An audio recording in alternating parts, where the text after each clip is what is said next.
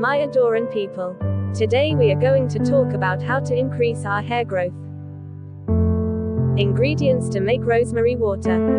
First, fresh rosemary or rosemary seeds. Second, 2 cups of water. Third, spray bottle. How to make and use rosemary water in your hair. First, boil 2 cups of water on the stove, then add 3 sprigs of fresh rosemary and let the mixture simmer for 15 minutes. Second, remove the pot from heat and let it cool for 30 minutes, then strain the water into a spray bottle or a mason jar.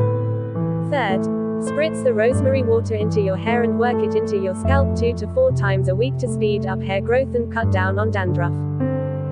Thank you for watching till the end of the video. If you like the video, please like, share, and comment for more information. Till then, take care, adoring